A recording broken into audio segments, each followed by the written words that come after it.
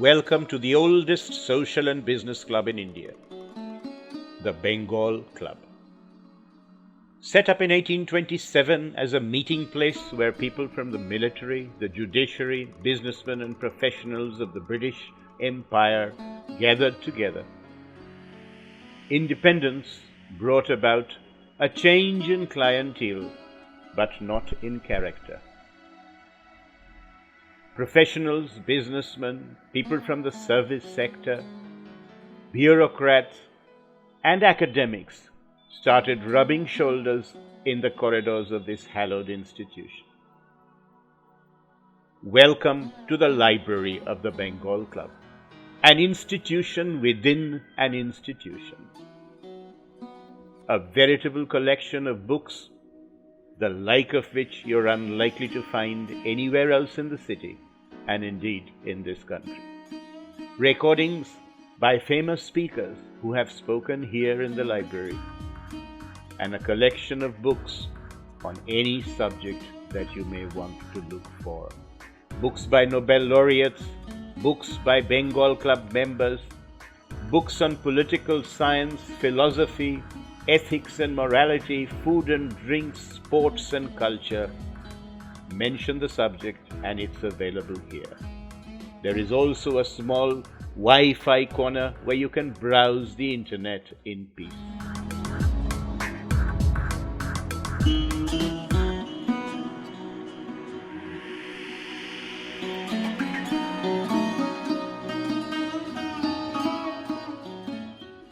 They say there is no subject under the sun. If you're looking for a book, you will find it on these shelves of the Library of the Bengal.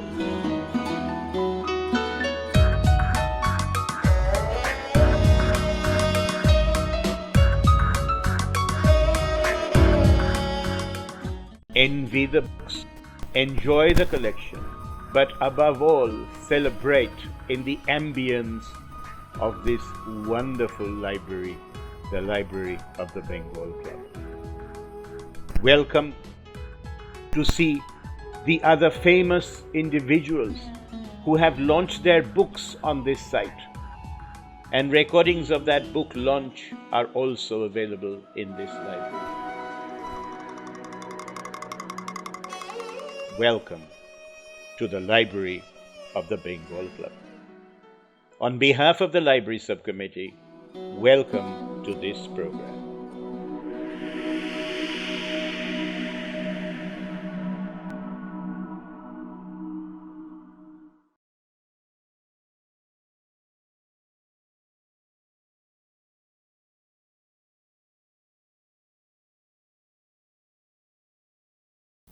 Such a pleasure, such an honor to have you all here today. Shebunti, our librarian, Shebunti, I think it's been, please sit down, has it been close to about going to be 3 years that we've been doing the Bengal Club Book Club? And we started in the pandemic. So it's nearly 34 months, and I have many of you to thank.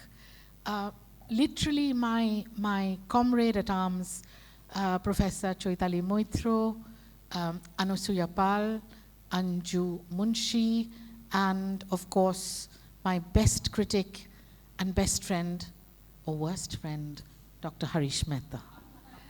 Urmi Sinha, who's joined us a few moons ago, actually, and her husband, as well as Professor Shutanuka Ghosh Roy, and all of you wonderful people.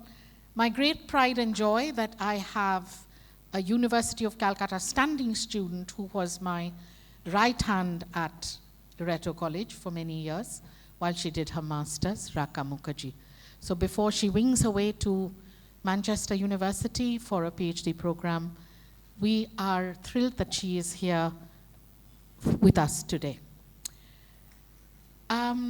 Salman Rushdie is not an easy writer if you look at him from every which way. And it doesn't tell much about a writer if he is not complex and he's been complex for a heck of a long time.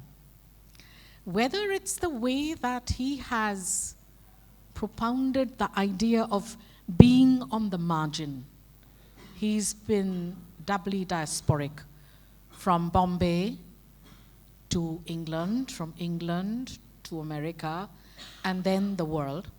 He has, in no small way, enhanced the whole idea of world literature.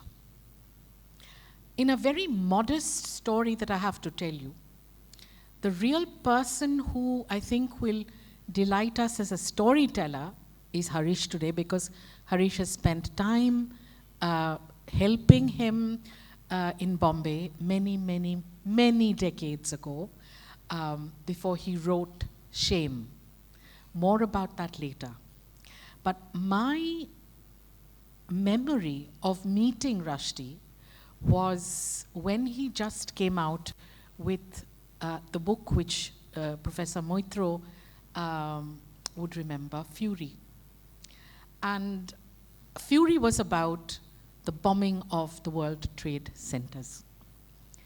And he came in to Ryerson University. Both Harish and I were there. And in no uncertain terms, he said, words are the swords we need today. And I must say, when I was reading about Pampa Campana, it is words, whether she whispers them, whether they are whispered in her ear by Gauri, Chandi, whoever, in whatever manifestation of the goddess that we believe. It is words that magic wordsmiths like Rushdie put together, even after he's been bludgeoned, made blind in one eye, and threatened to the point of death.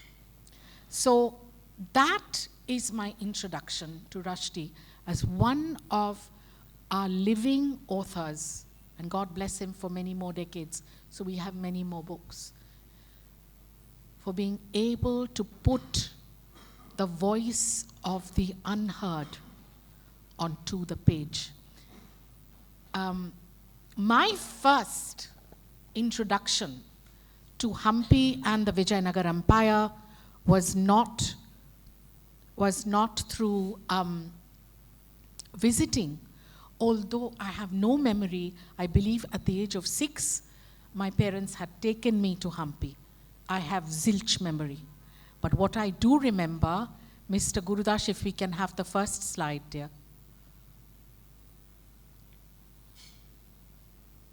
Next one. My first encounter with Hampi and the Vijayanagar Empire was when Harish and I walked into the Philadelphia Museum of Art in the year 1995. And I was astounded that an entire temple courtyard, Devika, it was actually transported. So, you know, this is such a contested image that you're seeing. It is an image of colonialism. It is an image of what the Western civilization has taken from us at liberty, and it is a manifestation of how Salman Rushdie felt that because he says he was a northern boy from Bombay, it was time that he looked at locating this novel, Victory City, in this space. So he's a New Yorker, and the PMA, the Philadelphia Museum of Art, is pretty much next door. So I'm hoping, like many of us are in this room, that maybe with this book, visits to Hampi will increase our tourist footfalls. Okay, without being facetious, can we go to the next slide? So Rushdie was, 1947. He was a Midnight's Child himself. First novel was Grimus, which bombed terribly. Nobody wanted to see it. Nobody wanted to read it. The second novel, Midnight's Children, became an unprecedented success. The novel won the Bookers, 82, 93, and the Best of the Bookers in 2008. After that, he wrote Shame. And then in 2012, Deepa Mehta scripted with Rushdie the film Midnight's Children. The rest is history. I'm hoping very much that Harish will regale us, although briefly, Harish, please keep to your 5 minutes when you talk to us about your meeting with Rushdie over 3 days. Before he wrote Shame, he came to Bombay to, well, should I say, to research strictly brothels in Bombay. Next, please. So, you know, where do we end? As Choitali always reminds me, look at his body of work. I mean, he is the incredibly colorful storyteller who never stops compelling the reader to not stop. There are those of us who feel an affinity, and there are those of us who feel, okay, too many words. I think I have sort of jumped the bridge for many years. I must say, I refused to review him because I could not write anything positive. I could not read him. But that has changed. I've stuck to, trying to get over that. Mindscape. Why has he got a diary of words? But once you get him into your system, I think he works well. Next one, Gurudas. So, words, not swords, is the way to victory. And I just want to imagine how Pampa Kampana said, right at the end, I, Pampa Kampana, am the author of this book. I have lived to see an empire rise and fall.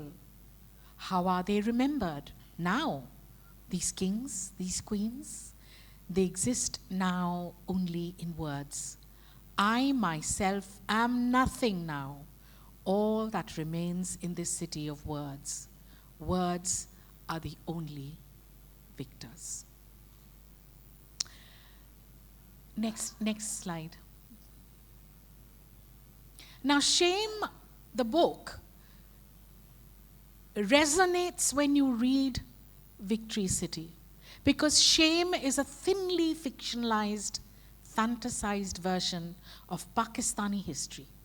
The hanged Prime Minister Iskandar Harappa in the book is based upon the University of California educated Zulfikar Ali Bhutto, who was hanged in 78 by his erstwhile friend General Ziaul Haq, who's Raza Haider in the book. Shame's events loosely parallel those of Pakistani history since 1947.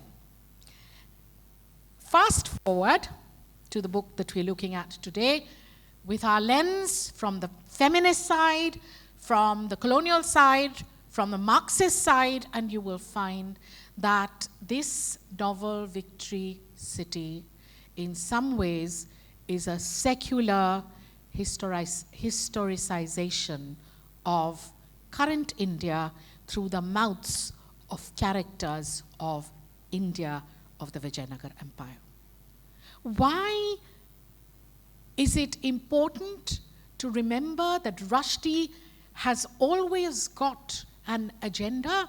Because, as most authors do, the agenda is not to sell, not just to sell, but also to inform and to make us think outside the box.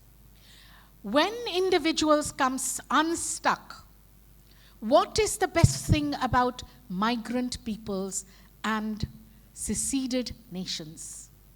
And Rushdie says, I think it is their hopefulness. Look into their eyes of the folk in old photographs. Hope blazes undimmed through the fading sepia tints. What's the worst thing? of being a migrant. It is the emptiness of one's luggage. I'm speaking of invisible suitcases, not the physical, perhaps cardboard variety, containing a few meaning-drained mementos. We have come unstuck from more than land. We have floated upwards from history, from memory, from time. This is why diasporic writers are so important. In some ways, the book we discussed recently with these wonderful ladies at the Ladies Study Group was by a partially diasporic writer, absolutely brilliant. We've got her on our sites for June, and the book is also about this Pakistan-India narrative of the freedom movement. Was it a freedom movement? And whose freedom are we talking about? Who is writing the history? That is why I've brought to your attention today that Mr. Rushdie is primarily rooted in Indian history. And he is very honest, upfront, and proud to say that India matters to him. It is in his blood, undivided India.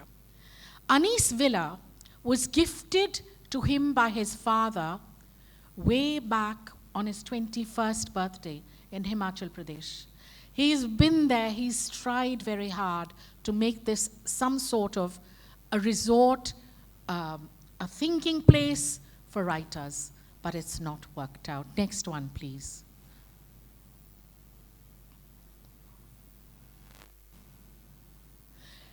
Now, this is one thought again which comes back again and again in his writing.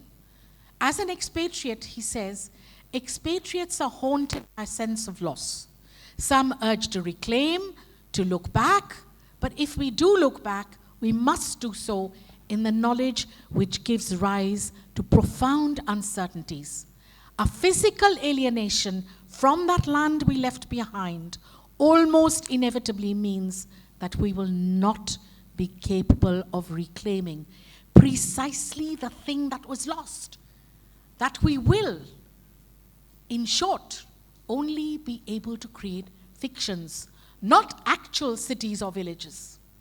Not actual cities or villages as we see in Pampa Campanas, Vijayanagar, but invisible ones, imaginary homelands, ideas of the mind. So Edward Said must be invited to our party today because Edward Said, the great theorist, historian, said of the marginalized, in theory, what Mr. Rushdie is doing as a writer in practice. The restlessness of exile as a diasporic writer from a happier and more glorious past that the renowned, brave, and wise Christian Palestinian theorist Edward Said had spoken of so compellingly becomes the lived experience of traumatized individuals and communities worldwide. Now, very shortly, this is nothing new in the world. Plato, the Greeks, the Romans, Ovid, all hankered after what they were forced to accept in their governance. But how did they manage to talk back to the center of power? In Plato's dialogues, Plato attempted to banish poets from an ideal society because he did not want the rest of the country or the rest of the community to become rebellious. Rushdie's banishment and the fatwa that we know he faced, and then the terrible attempt and the assault, the blinding, the bludgeoning of him came from similar impulses of the unmitigated unidimensional state like Plato. The Ayatollah Khomeini and the religious right were fearful of the appeal and the creative power of the stories and the sentiments that they would kindle in the readers. The same sentiments which I am very afraid, as I've discussed with our Bengal Club members pre-event, I'm glad we managed to get this book and read it now, because my feeling is, God forbid, but it can be that this book has not yet seen its denouement. We'll see. So, Oceans of Stories. This is a beautiful illustration from Haroon and the Sea of Stories, which we managed to unveil, a liquid tapestry, and he calls himself the, please, next one, Shivunti. He calls himself the storyteller. So, Rushdie had the image of Vijayanagar for over 15 years in his head. And I've been digging for you for this event to show you that he says it took him a long time to find out who is going to tell the story. Not many writers reveal these inner feelings. One of the most horrifying olfactory memories, which my ex-student Raka keeps reminding me of, is reader carries with her is a 9-year-old girl, Pampa Campana, carrying the scent of her mother's burning flesh in her nostrils. Now, I don't know whether Rushdie has seen Padmavat, whether he has seen too many Netflix movies, but the fact is that it comes to mind that this manifestation of Chandi, Chamunda, Mahakali, Mahishashiramardini, in the way of Gauri or Parvati, who says to Pampa, in this exact place, a great city will rise, the wonder of the world, and its empire will last for more than 2 centuries. And you, Pampa, will see it all and tell its story. So it's not so easy. Feminism apart, Pampa Campana deputed 2 shepherds. She was completely fictional, and Rushdie states that he wanted to write a story about the south of India, as I told you a few minutes ago, being from North India and a Bombay boy himself. But you must remember that Pampa Campana, unlike Hakka and Bakka, for instance, is a complete figment of his imaginary creative powers. Now, I leave you with this last slide. There is a lot of written material in this because I wanted you to think about the idea of feminism. Is it really a feminist novel? We cannot just say that he is being well-tuned, fine-tuned, aware that after the Afghan war, the recent uprising, and what the women have suffered, we cannot say that he's forgotten that. That's very much, as he's mentioned in the press, a part of his mind. So we don't know how many other issues against women have caused him to want to write a novel where you will have a character like Pampa Campana. But at the same time, Pampa Campana was raped for 9 years of her life, from the time she was 9 till the time she was 18. I don't know how we can configure that as a statement on empowerment. I think different people will have a different point of view. I look forward to hearing that. And I also would like you to think about whether he, Mr. Rushdie, is not also talking about the state of affairs in many states, many post-colonial states, where someone like Vidyasagar, who becomes the kingmaker, becomes the strategic go-to person for power, is also represented in our hierarchy in the parliament and whether such people actually should be in those positions of power. So I will leave you with those thoughts. I've spoken long enough. Just to make it easier for us on the technical side, Mr. Gurudas, maybe we will play our outstation contributors who can't be with us here today in person, but who've sent in their short clips. And after that, we throw it open to all of us. Enjoy, all of you.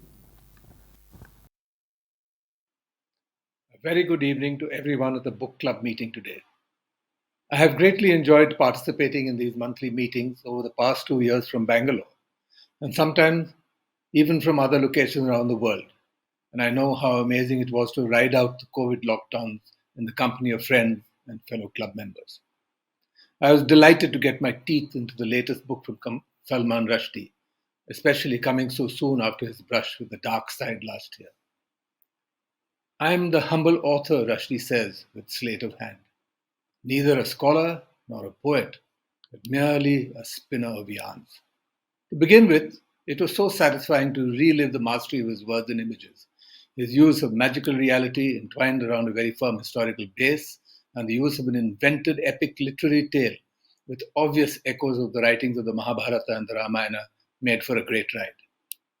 Even if the stories in their heads were fictions, Rushdie writes, fictions could be as powerful as histories, revealing the new people to themselves, allowing them to understand their own natures and the natures of those around them, thus making them real.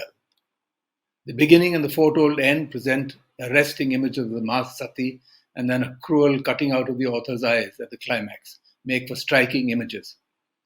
Pampa Campana's assumption of magical powers at the behest of a powerful goddess who speaks and acts through her is an easily accepted device. The supply of magic is not endless, she tells one king, where Pampa can whisper memories and attitudes and life into the beings created from mere seeds, and she can persuade, and even after her foes have blinded her, she can still write. Then dreams come, nightmares that leave her sweating her lost eyesight out of every pore in her body. But there are still images in her mind, and the darkness was no longer absolute. And so too can Rushdie write his heart out. That a great throng of whispered words was flowing from her parted lips, down her chin and neck, along her arms and out across the floor, escaping from her as a river escapes from its source and heading out into the world. But in the end, Pampa is only an ordinary mortal, cursed with an extended lifespan, cursed to see the generations from her own loins die before her very eyes as she continues to remain a young woman to all who behold her in the flesh. I myself was fortunate to have visited Hampi in January 2022, and my memories of those magnificent ruins was instantly rekindled by Rushdie's recreation of the capital city of the Vijayanagar Empire. I did a quick check and was intrigued that the writer used the exact timelines and even the names of real-life characters of the 250 years of the book, even as he puts his thoughts and words into their mouths as he goes along. I have also read a history of the Deccan in the wonderful reading of Manu Pillai's Rebel Sultans, the Deccan from Khilji to Shivaji, which was a great education into the lived history of the times, most of which are ignored in the teaching of Indian histories in schools, where the focus is more on the Indo-Gangetic plain. Pampa had hoped to create a kind of feminist utopia, a place of laughter, happiness, and frequent and variegated sexual delight. But as her Portuguese lover keeps taking fresh avatars, the long-suffering Pampa, who by this point is more than 200 years old, sighs, "I've had enough of your reappearances." As creators of other worlds have also discovered, the gift of free will can be problematic. At times in her long life, Pampa occupies positions of great political power and prominence. In others, she is scorned and even exiled. Bisnaga, we soon realize, is less a grand utopian project than a beach being washed by endless tides. For every action, a reaction. For every victory, defeat. The arc of Pampa's history bends towards wreckage and ruin. Rushdie is clearly interested in how history is argued over and reiterated in contemporary tellings. In particular, he takes aim at the populist exploitation of historical narratives for political gain. We hear from Rushdie that fictions could be powerful as histories and that, paradoxically, even though they were no more than make believe, but in doing so, they can create truth. Thank you.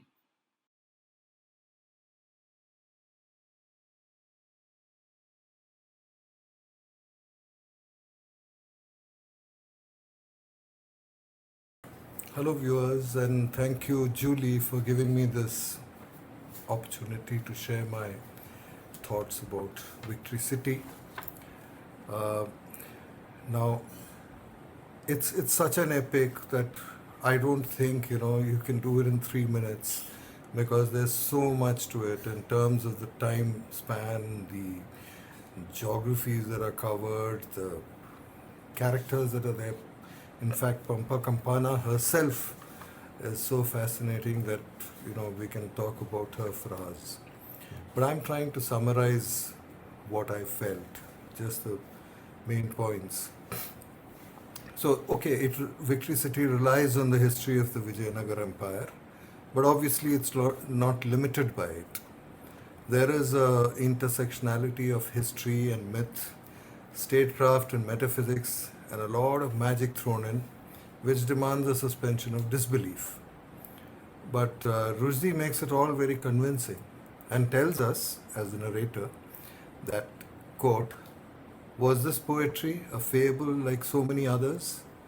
We must reply, either it's all true or none of it is, and we prefer to believe in the truth of the well-told tale. I found it to be an engaging and well-told tale. But then what does it leave me with?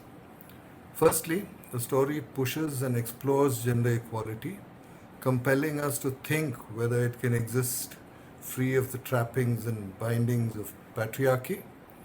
After all, the Vijayanagar Empire actually saw tremendous progress in female emancipation, education, contribution to music, dance, writing, and the arts in general, although not uniformly across class divides. But here in Rushdie's Victory City, Pampa Campana, with her immense divine powers and wide acceptance by the people, struggled to be a monarch in her own right. So that's where he really pushes us to the limit to think about gender equality and what can be achieved. Finally, the book is about all that we chase, be it power or pelf, a long life, a king or being a king or a queen, victor or vanquished, which is shown to be so ephemeral and meaningless. For in the final analysis, there are no victors or vanquished. To quote Pampa Campana, words are the only actors. What they, the kings and queens and victors vanquished, what they did or thought or felt no longer exists. Only these words describing those things remain. They will be remembered in the way I have chosen to remember them. Their deeds will only be known in the way they have been set down. They will mean what I wish them to mean. I myself am nothing now. All that remains is the city of words. Words are the only victors. I think I felt that is what Rushdie is driving home. So thank you very much. That is what I felt after reading this. Thank you. First off the floor today, Harish, if I can, Dr. Harish Mehta, who is a historian and could tell us a few tales about Salman. My only worry is that I have one eye on the clock behind me. So we have a long ways to go with a lot of voices. May I please tell you to keep it to 4 to 5 minutes? Thank you. 4 to 5 minutes in Pampa's time would make it 95 years. Your time, Dr. My time would make it 30 seconds. So what Julie asked me to do was to talk a little bit about Rushdie, because that picture you saw of him with the beard, with the Booker Prize in his hand, soon after he got that, we invited him to Bombay. We meaning the magazine I used to work for. You might remember there was a magazine called Gentleman in the good old days, and I was their political editor.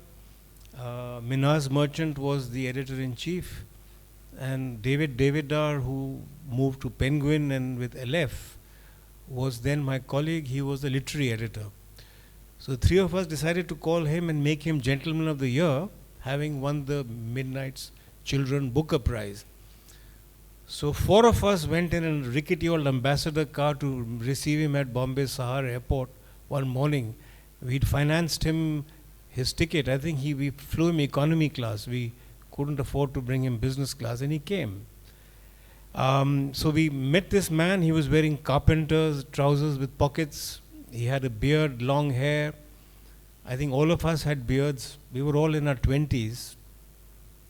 And one of the first things, we got off, and then he said, why don't we just sit at the airport for a minute? So we sat at the airport. It had a plastic table with a few chairs, and he began talking about the book called Shame, which he'd just written, and that how much of Pakistani history he had to put into that book. And so he talked a great deal about history. I think he'd done history in college, in university, and so he talked a great deal about history and how novelists use history. Because if you are going to rely upon history as a novelist, you are then causing a big problem for yourself, because you just might overload your text with facts. And then comes the problem of weeding out history, removing the facts to a point where a story comes out, where a fictionalized narrative emerges. So one of the dangers of using history in the hands of a amateur would be that it would then resemble a history book. There'd be too much of it, and the characters would become subservient to the events and to the meta history that the novelist has imposed. And Rushdie used to talk about the problems of baggaging your text with history. So we spent 3 or 4 days with him. We gave him the award at a ceremony at the President Hotel. He gave a big lecture at the President Hotel in Bombay, where it was absolutely not even standing room.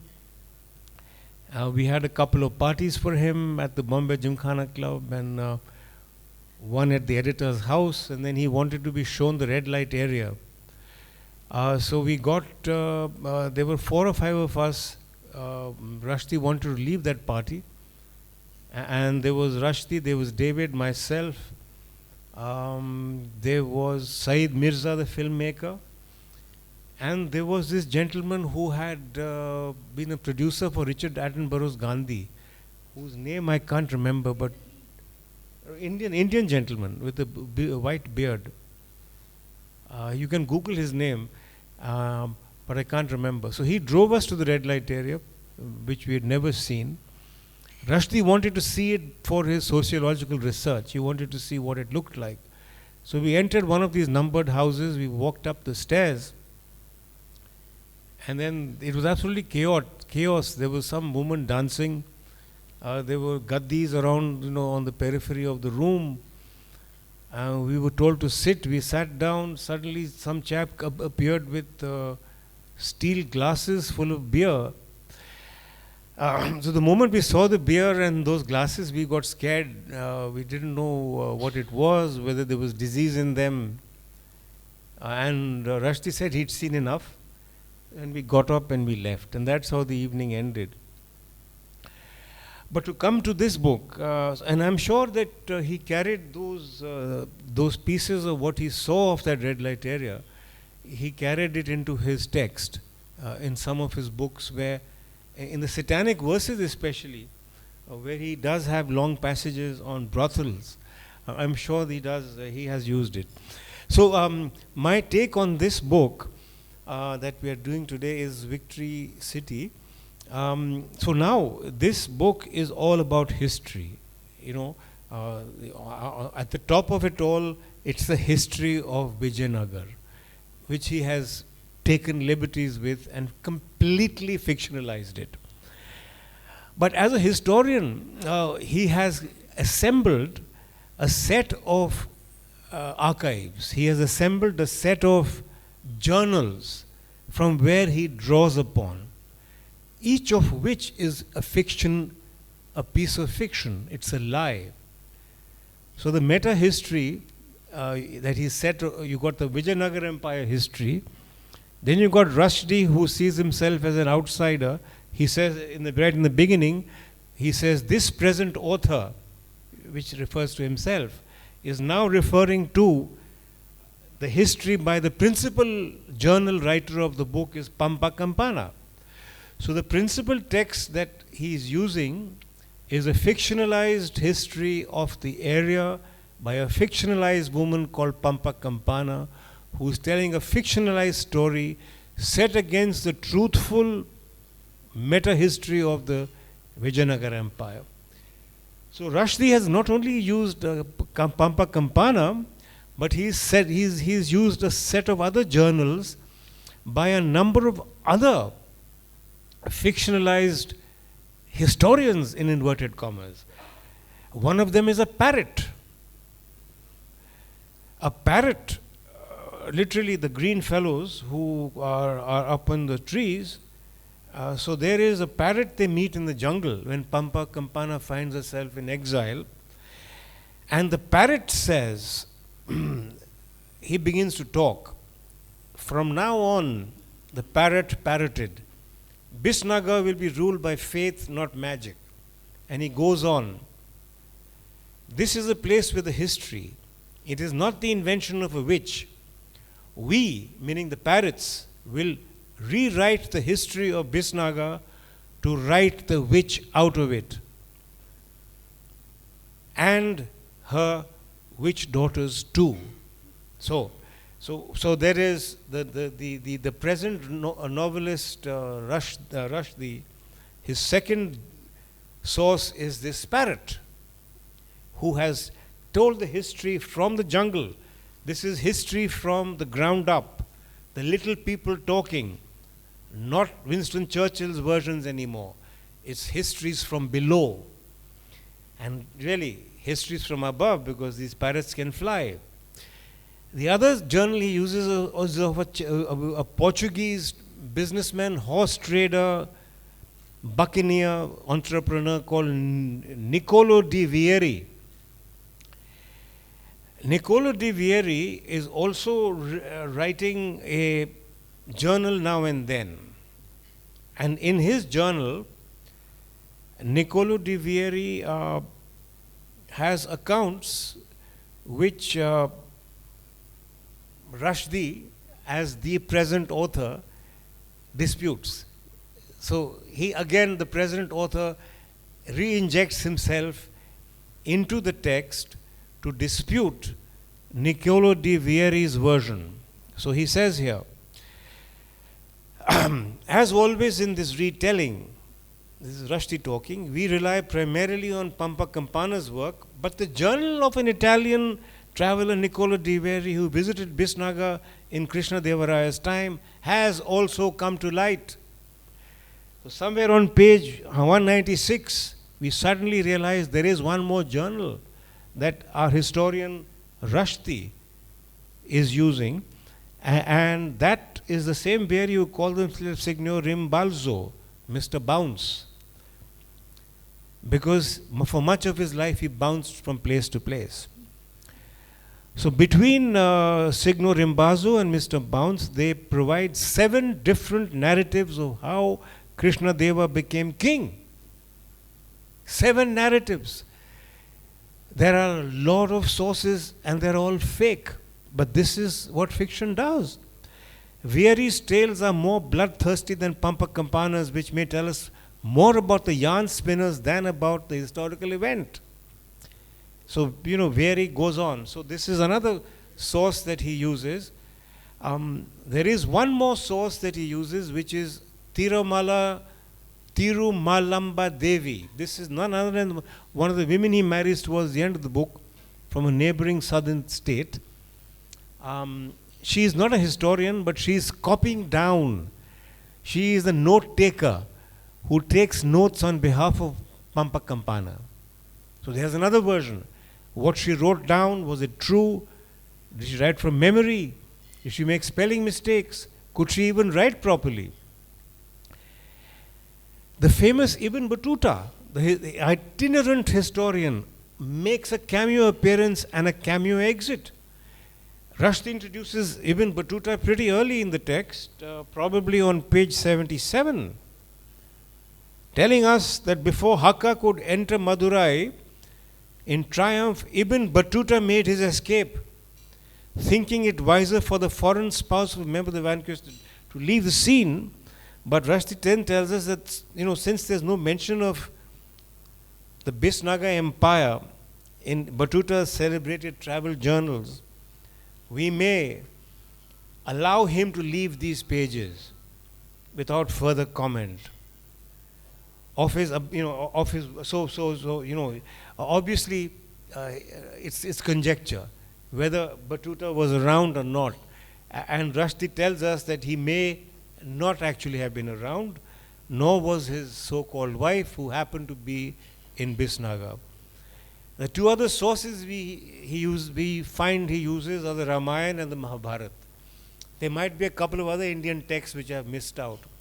But the main sources that he has created are these. Pampa herself, and all fake.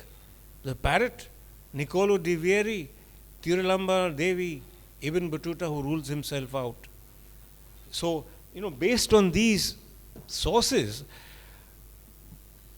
it tells you the multiplicity of sources and their varying narratives. There's 7 according to one of the Vieri's arguments, and then the parrot is saying that the witches will be written out of history. The parrot's writing history. They say, we are not going to allow it. We will erase them, an act of erasure. So what does it tell us?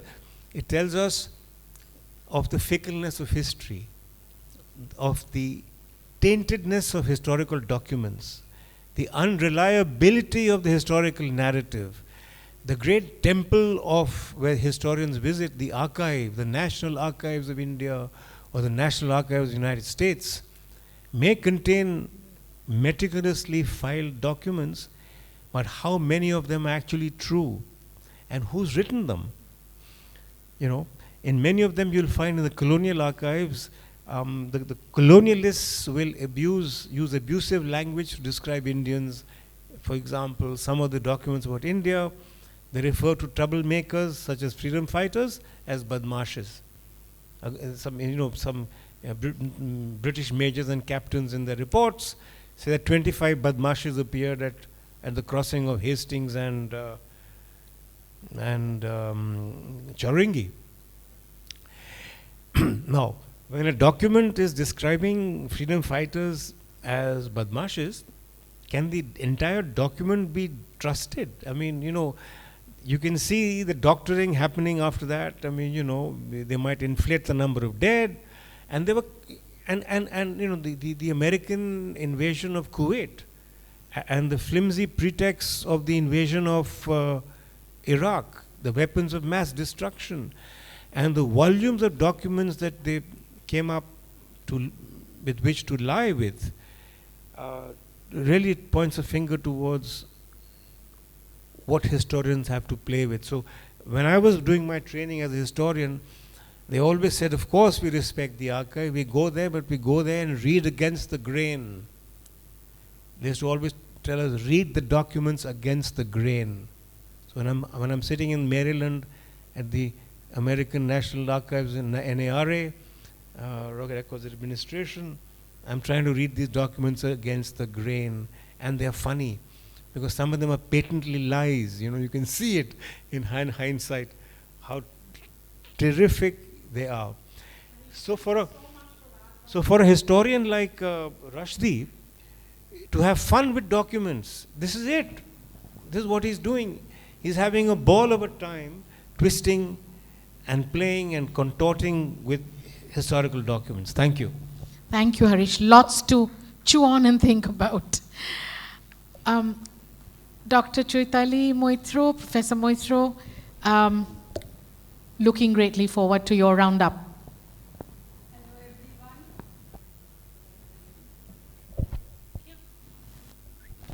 Hello, everyone. Thank you, Julie Dee, for this wonderful opportunity to make all of us come together after reading The Victory City. Now, what I felt after reading this book does not totally tally with what Dr. Harish Mehta has just said, but I don't disagree with him at the same time. So first of all, I thought this is a multidimensional understanding of power, politics, statecraft, and the place of the individual in this whole hierarchy. That was the first point that sort of crossed my mind. And then the second thing which I wanted to talk about is how Rushdie is using different things like travelogues, epigraphy, power of the local languages to create a narrative which finally gets incorporated into the main sort of story.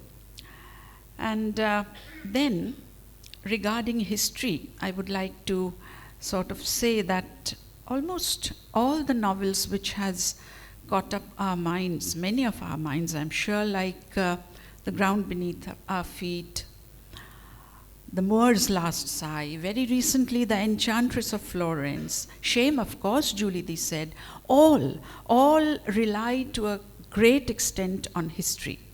Victory City is different in the sense that Rushdie is making a very clever use of a book within a book, like a play within a play for my students here, which sort of establishes or rather makes a very rich meta-narrative emanate from there, which is one way of just not doing, sort of giving a carbon copy of history, but making his strong imagination, his fictional ideas enter the story mesh. I say it a mesh because, like most Rushdie novels, you find torrents of characters here who usually have something to say. Some are muted.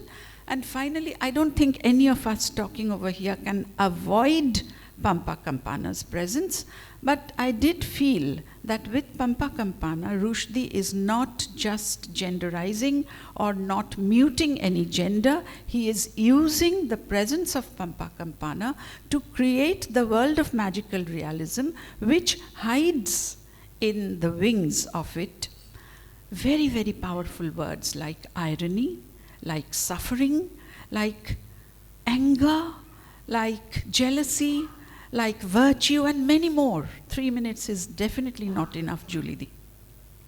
So that was it. And the other book which did cross my mind would be V.S. Naipaul's book, India, A Wounded Civilization. Maybe that did have a role to sort of, I mean, it shaped up Rushdie's imagination. And I would round up quickly by saying that a lot of importance is given to suffering. You see, I'll just read one line, from blood and fire, life and power will be born. So that just one line said by Pampa Campana encapsulates a lot that happens in the novel. And hats off, salutes to Rushdie again, because he has proved, according to T.S. Eliot, that the man who suffers and the mind that creates has to be differentiated properly. He doesn't let it go. Thank you. Wonderful, Choitali. Absolutely wonderful, on point. And I think you gathered the essence of the fact that from great pain, from great suffering, comes great literature.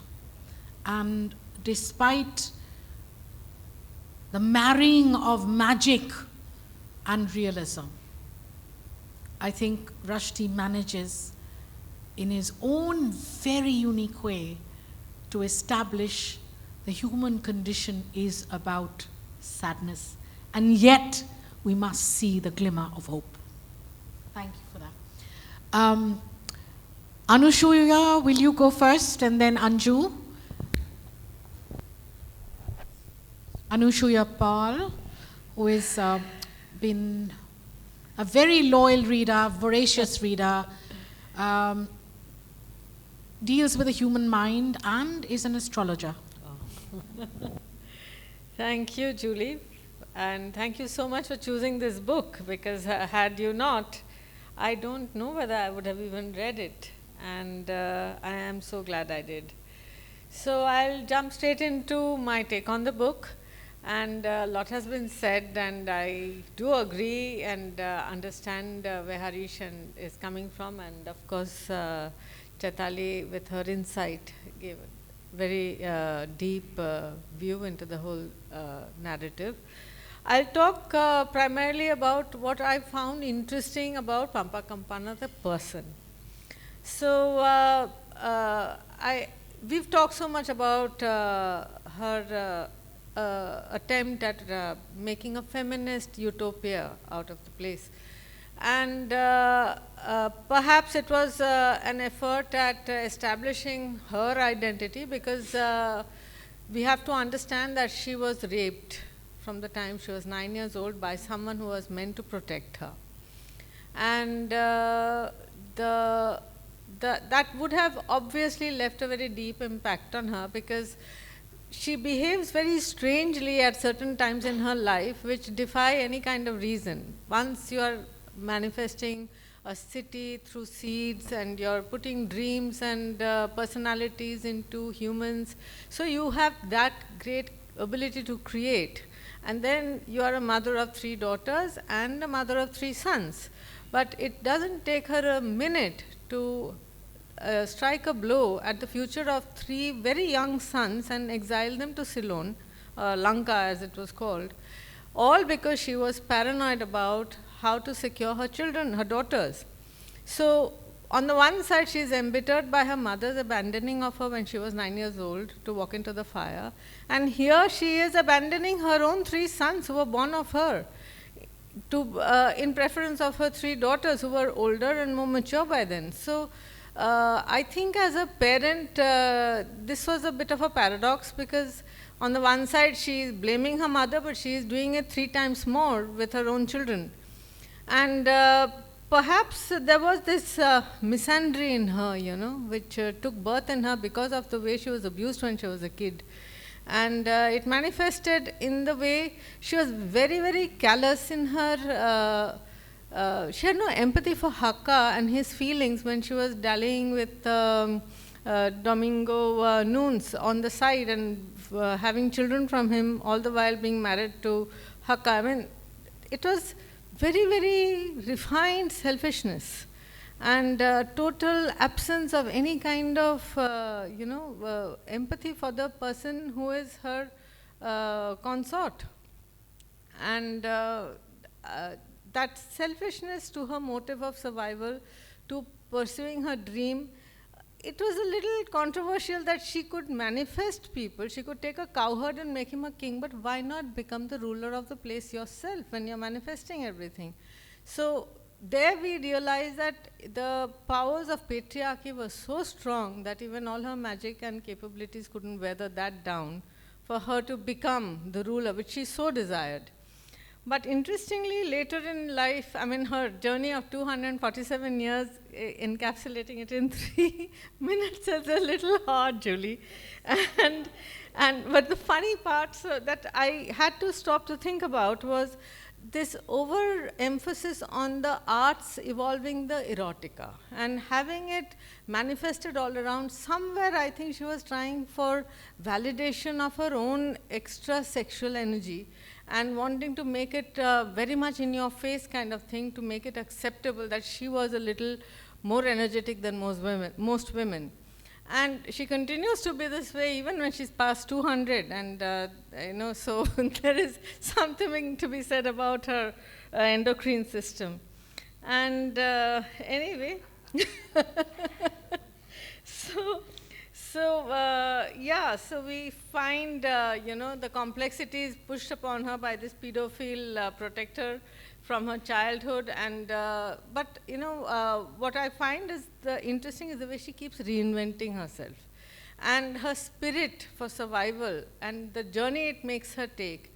And her great-great-great-great-granddaughter's arrival in her life, making her actually experience a selfless love. That was the first time perhaps in her life when she felt love for her granddaughter and love for the man she fell in love with, and sacrificing her love for the sake of her granddaughter, something very strange to her personality. Pampa Campana did not sacrifice anybody for herself, and she did it here for the first time. And that was good, and apart from that, I liked her, she fell into a space and then she grew qualities to make the best of that space, whether it was in the forest or whether when she came back as a spy and she lived in the underground and she whispered into people's ears and made a lot of things happen. And thereafter, of course, when she became Queen Regent and she marries the third time, and how she manages the kingdom and takes it to glory. That was a very, I think, defining moment for her and personally pleasurable for her, because that's what she really wanted to do. Because when her granddaughter had asked her, what is it you really want? And she said that she wants to rule and she wants to be seen. So these are all essential human characteristics where no matter what the age, they are defining moments for everyone. And lastly, I really liked her relationship with Tirumalamba, who was Krishna Devaraya's daughter from his alliance with Tirumala, who was from Srirangapattanam. And they had a very nice, and she was mature by then, Pampa Campana was old, and they had a relationship of mother and daughter, and in her blindness, she had to trust someone who should have been her adversary to write the rest of her story. And she did it, and there was a loyalty between, and Tirumalamba assisted her in completing her story and putting it into the pot that was made by Pampa Campana and burying it for posterity. So for a potter's daughter to have traveled such a long journey and created so much of history, I thought it was a remarkable book, something of like a mini Mahabharata. And I'm so glad I read it. Thank you, Julie. Anasuya, absolutely wonderful, comprehensive, and I think content, style, all of it, you would get an A+ in my book today.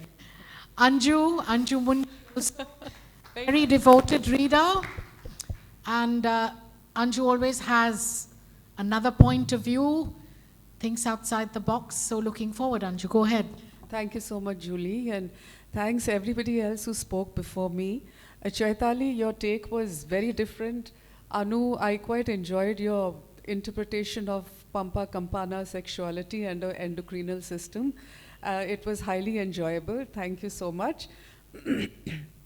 I think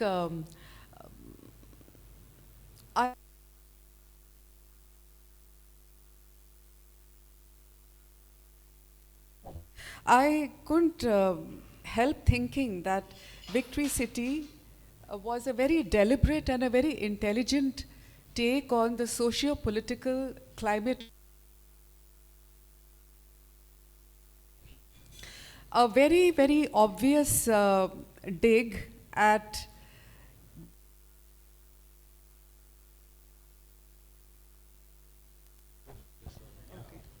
an obvious dig at, what makes the world today, the moral, ethical,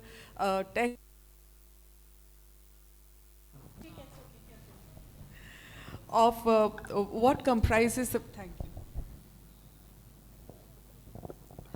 So, I somehow found what Vinod Pillai said before me, that this is definitely a willing suspension of disbelief.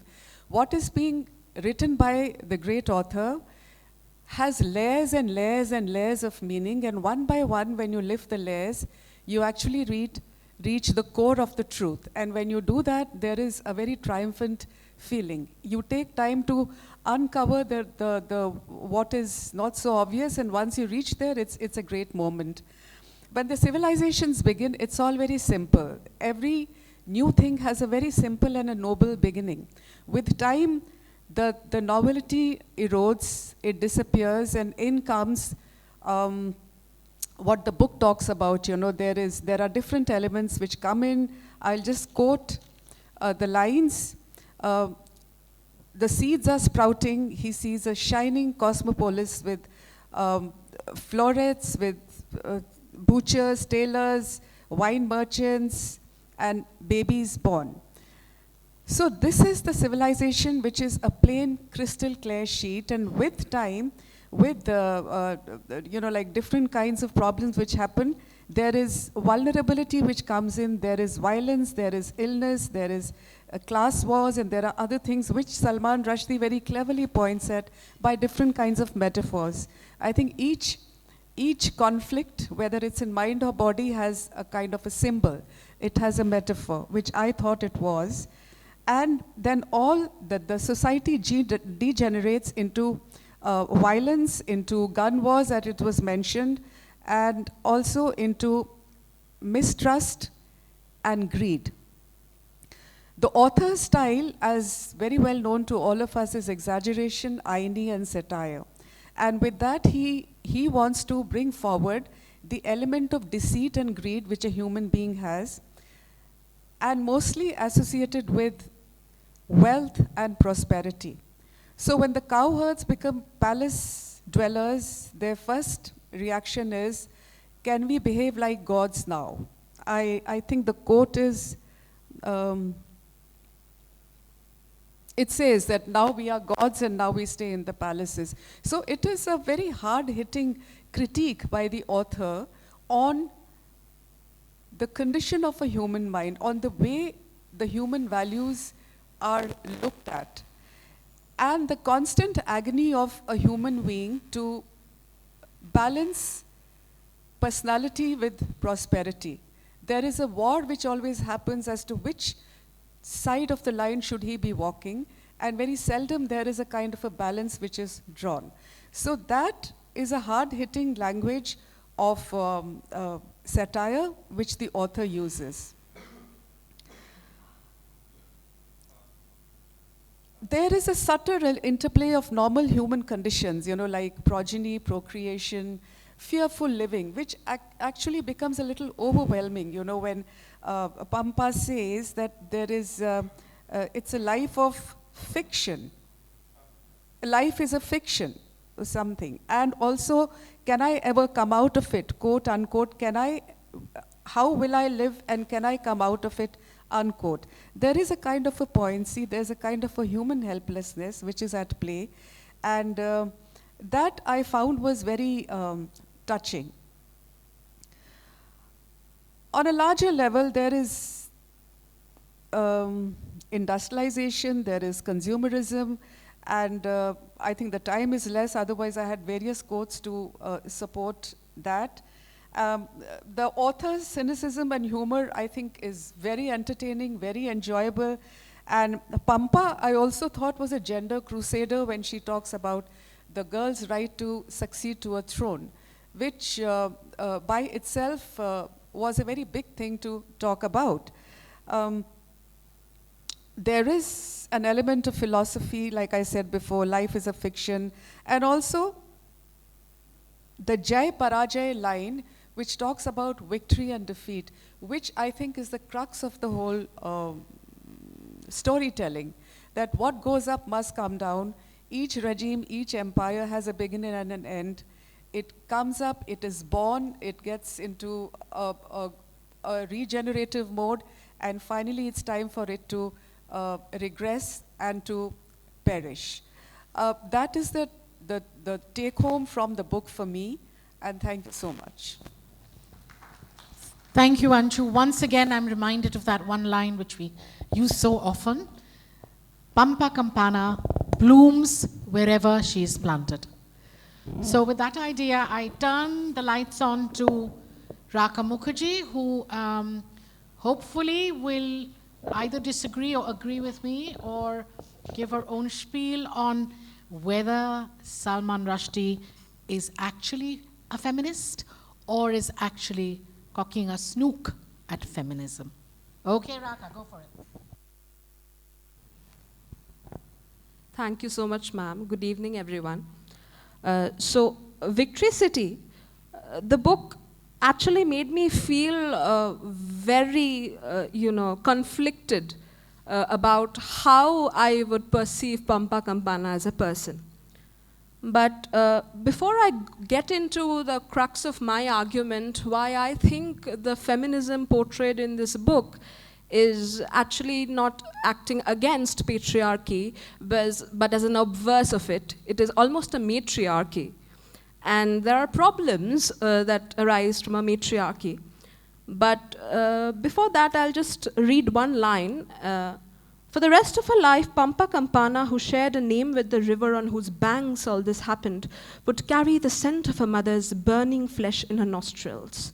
The pyre was made of perfumed sandalwood and an abundance of cloves and garlic and cumin seeds, and sticks of cinnamon had been added to it as if burning ladies were being prepared as a well-spiced dish to set before the Sultan's victorious generals for their gastronomic delight.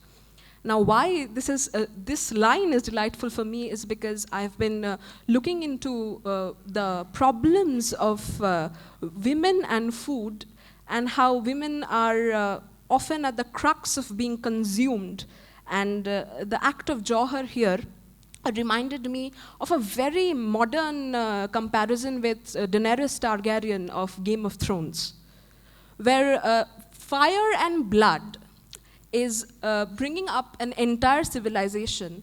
But did Pampa Campana actually want to promote feminism, or Victory City is her own victory against her fears? Pampa Campana, for me, was psychologically not fit to be the ruler of Victory City, but she had magic with her. So Rushdie's exploration of magic realism in Victory City, I think, has made me question a lot of her words. For example, Pampa Campana said that I will not send my daughters in exile to Guti to become cowherds. Now repeat the word cowherd. Cowherd. Coward. I thought Pampa Campana thought of anybody who is not capable of ruling, who is not capable of rising above the ranks, either become the prey or become the hunter. That is what one of her daughters said in exile.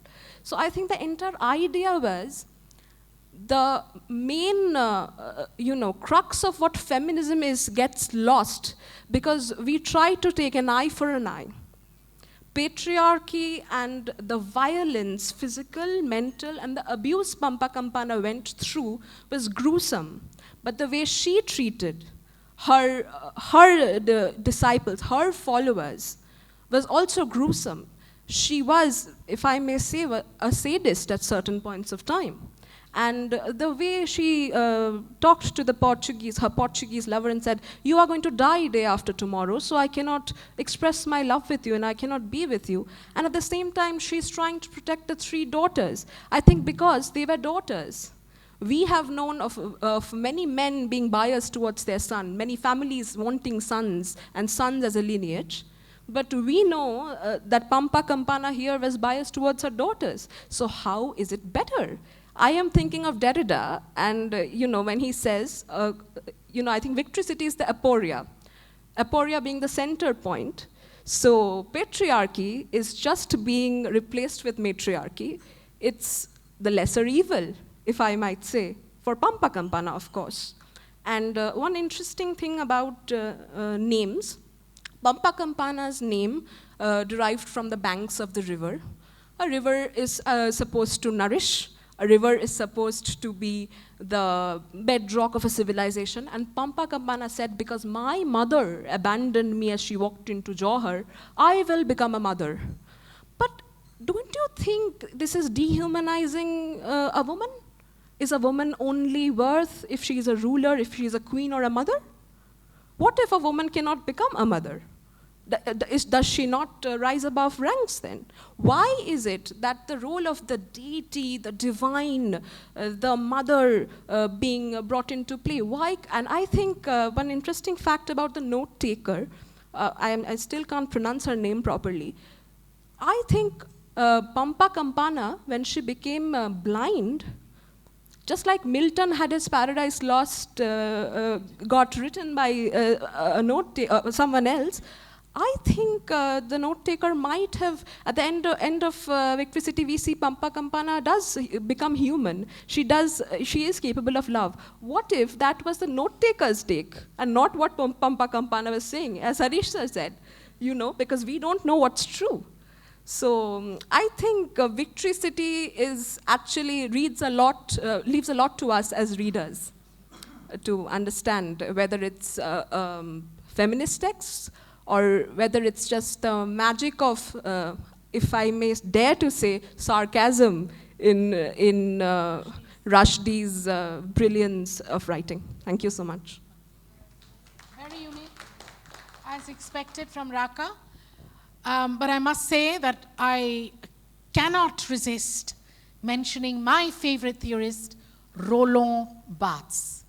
That man who said, and you know that, you Loreto MA students, that with the death of the author comes the birth of the reader. Exactly what Raka was talking about, and what I saw our historian here, Harish, nodding his head furiously in agreement. Who is writing the history? And is the note taker writing what she is actually seeing, or is she writing what she wants history to sound like?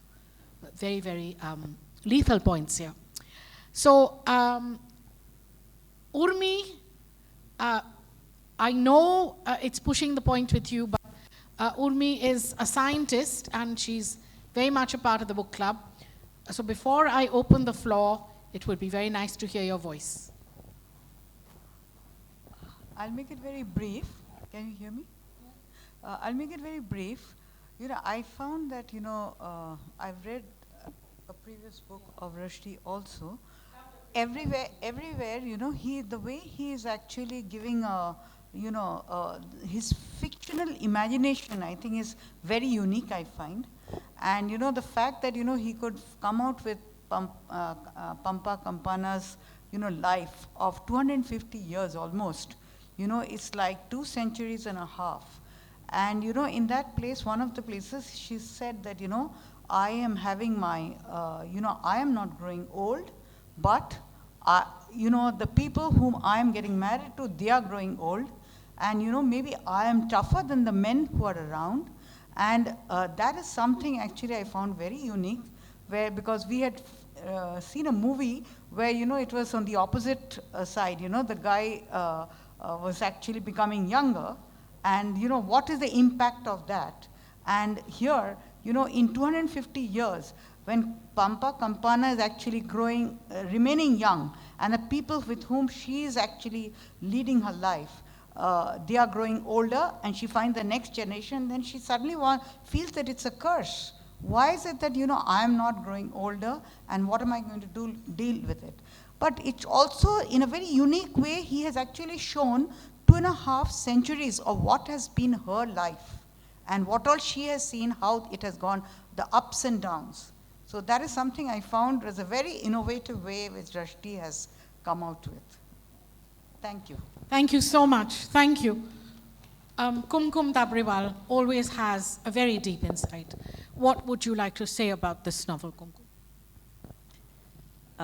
What I'd like to say is that for me it was difficult to separate fact from fiction. He's written it so well that even knowing it was fiction, I found myself tending to believe that it was actually quite true. And then I said, but of course it isn't. I mean, why are you thinking like that? And well, all I can say is that it's Rushdie's magic. And another point I'd like to make here, like this lady said, that history is written by somebody, and one wonders how much of it is true and how much of it is the work of the person writing it and their thoughts. And I have, forgive me for sounding maybe even sacrilegious, but I have often wondered that about the Gita. The Bhagavad Gita has been actually, it's been notes taken down by somebody who was not Sri Krishna, who was not Sanjay, who was not Dhritarashtra, but somebody else. And how much of it is what he heard, and how much of it is what he thought should be, was, I've always wondered about that. So this is also something that I took away from this book. Very significant. Deepti, no? Okay, let me take this gig around. Shutanuka, Professor Shutanuka Ghosh Roy, please go ahead, and then we can pass it on to the other two professors. Good evening. Thank you, Julie, for having me here and giving me this opportunity to speak my mind. When I was going through, I found that Victory City is the story of the stretched and compressed, forwards and backwards, enchanted and accursed Vijayanagar Empire, from its foundation to its ruin. And it's created by the poet and prophet Pampa Kampana. From Magic Seeds and Whisper, Victory City or Bisnaga is also a city within a city, which is very, very important. Its history, written by Pampa, is recovered and narrated by an unnamed translator who tells us how inadequate is his poor translation compared to Pampa's medieval Sanskrit epic. You know, within quotes, I cannot come close to her poetic genius, unquote. So parts of Pampa's epics are veils of fiction, easy to pierce, says the translator. What she wanted was for the future readers to rip it to shreds, which would mean that she wished to give the impression of modesty while secretly wanting the credit she pretended to be giving to another. And the alert reader may get the feeling that the narrator protests too much. That the true epic here is a translation of the same self-disparaging writer whose victory is the victory of words and stories, an immortal word city that remains long after empires have returned to dust. The telling of history itself is examined and urgent questions are raised. How much of our history is believable? How much of our memory is false? How much of historical truth is invented? How much of the invention is true? Finally, it asks a question of our own contemporary history. Does make believe creates its own truth? You know, as Dr. Harish was telling us. And then what I found that, you know, as always it happens with a Salman Rushdie novel, that Victory City's subject is everything. It is a word that occurs sometimes in italics, stressing that the book encompasses, among other things, love, war, religious fundamentalism, religious freedom, bigotry, poetry, God, and proper deportation of concubines and queens, the language spoken by beasts and birds, the parrots, Dr. Harish has been telling us, a spiritual history of South India, which is very important, a political history of medieval India, a fable about power and greed and impermanence of all things under the sun, and ideas that appear radical even 500 years after their setting. For example, the notion that women are not only equal to, but greater than men. And, you know, I come to a closure by saying that this book, you know, I mean, with this book, Rushdie is back. The original Rushdie is back. You know, he's the same power that he had when he began first writing. And in fiction, Bishnaga is comparable only to Gabriel Garcia Marquez's Macondo. And the only way to end a story as vast as this is with a great conflagration. In its ruin, the city's enduring meaning is revealed. Though the book ends with the fall of the city, its message is just the opposite of oblivion. As Bisnaga is reduced to rubble, blood and ash, as the blind poet records a last sentence, we understand that Victory City is a city built in words, by words. It moves us into imagining into new life. Thank you all. Wonderful. Wonderful. A point that I think that you picked up on was comparing Salman Rushdie to Gabriel Garcia Marquez's 100 Years of Solitude.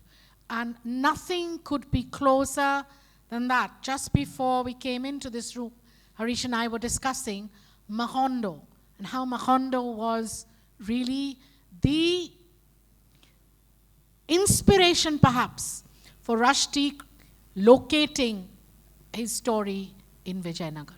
So I think the similarities of being a magic realist, creating a city out of nowhere, is so much a gift from his grandfather, his granddaddy in magic realism. Yes. Hero worship. Well, it would be great to hear your voices. So from the ladies study group, so proud to have you with us. Nidhi, would you go first? Please, go ahead. We thank Julie Auntie for inviting us. It was a wonderful session, and we really got a different perspective of the book. I had something spiritual which I have taken from the book, which is very different from what everybody has taken. I read from here, there is Brahman, he said, who is the ultimate and only reality, who is both cause and effect, who does not change, but in whom all change is contained.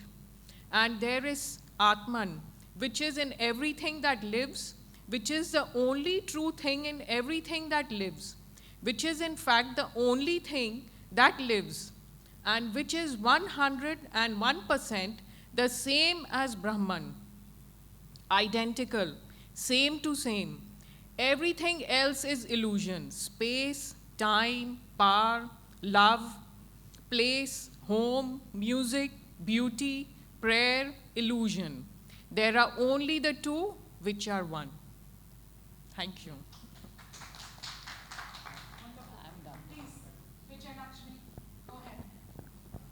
So it was lovely hearing everyone, your different perspective. What I would like to add here is, I clearly agree, history is always written by the victorious. Their view is what it comes to us down the line. It is never the one who's laid back, whose side of the story we get to know. This is exactly I completely agree. It's the note writer whose views are there put down, and it's not actually what the story has been put in. So that's where I would like to add. No, I have read the book, and I've loved the book. The fact that this book we read in such a short notice and still enjoyed it. And thank you for all the people here. We met you and heard your perspective on the book. This was really nice. Thank you so much. Thank you. Yeah, it was a very enriching experience. Thank you for having us here, ma'am. It was really enriching and we loved it. So yeah, that's it. It was a very enriching session. Thank you for having us here. Next time, we hope we will get some more views and opinions from all of you. Thank you, Julie ma'am, for inviting us over here. While reading this book, what I came across and what I remembered is Mahashweta Devi's Draupadi, where Draupadi was continuously being raped overnight on the advice of Senanayak. And over here, Pampa Kampana was also being raped. But what I felt that Salman Rushdie tried to portray the fact that with ups and downs of life, what comes? The success. If we do not undergo the sufferings, we won't be able to relate the victory of life. So every war must be fought with smile. And yeah, that's it. Thank you. Professor Debulina, please. Yes, good evening, everyone. I'm yet to read the book, but I would love to read the book. And thank you, Julie ma'am, for inviting us here. And it was a very enriching experience for us. And I listened to all the perspectives, and it seems that the book has many layers and layers of dimensions which need to be read very carefully. And what I liked about the slides were also very interesting, informative, and the words of Salman Rushdie that language is courage, and words and not swords should lead us to victory, I think was is very significant for our present times and times to come. I think that's marvelous that you picked up on that, because you are a professor of human rights. Yes. So, you've Yes, hit it on the head. absolutely. I'm so glad you made the time to come. Thank you. And Professor Devika, please. First of all, thank you, Julie Di, for this wonderful evening. It was lovely to be amidst you all as your guest. Thank you so much, Julie Di. And I loved hearing what all of you have shared. Well, my perspective as an educationist, because my discipline is education, is whatever Rushdie writes, because I'm not thinking in terms of a professor of English, I'm thinking in terms of education and how a child will grow up. And suppose we think of Rushdie as a child, and then Rushdie grows up and becomes Rushdie, and how he has interpreted his own life experiences and how he has weaved those elements. His female characters, for example, maybe he would have desired to find those personality traits in his mother, his aunt, sisters all around. Maybe he would have loved having those traits, whether it be of confidence, whether it be of matriarchy, or to take on life and its challenges. So I think history is history, definitely, but if you bring fiction into history, and these days people are interpreting history in many ways, if you bring in fiction, as an author, I feel Rushdie has portrayed his own upbringing, his own way of manifesting his philosophy, his desires, his needs, and reflections of life. And that is, of course, every author does that, every poet does that. And Plato never liked poets, because poets help us to think differently, and Rushdie definitely will not be in one of the good books of Plato, because Rushdie helps us to interpret life in such a multitude of dimensions. Thank you so much, Julie Di, once again.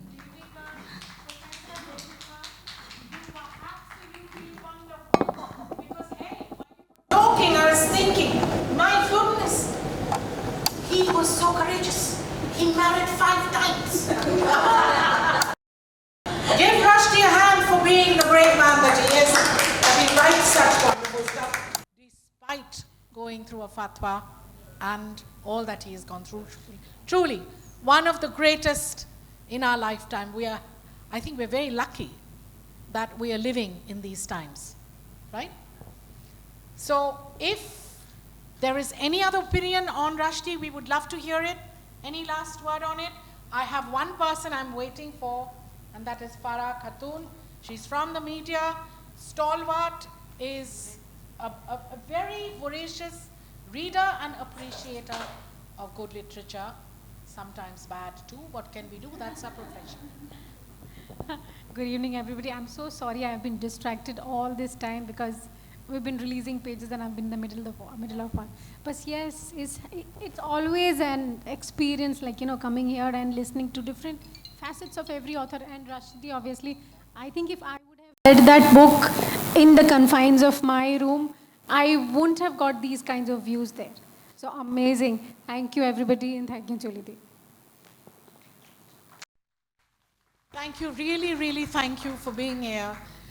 I don't think that I can say any more than this. Each of you has added to my treasure of understanding Rushdie, especially Victory City. Thank you, everyone, for being here. Thank you. See you again. We're doing Anchal Malhotra's The Book About Everything. The Book of Everlasting Things. Thanks to the ladies' study group, Kumkum Dabriwal, I got to read the book. I've invited her as a joint expedition by LSG and the Bengal Club Book Club. We're going to meet her in July, and all of you are invited. So please come.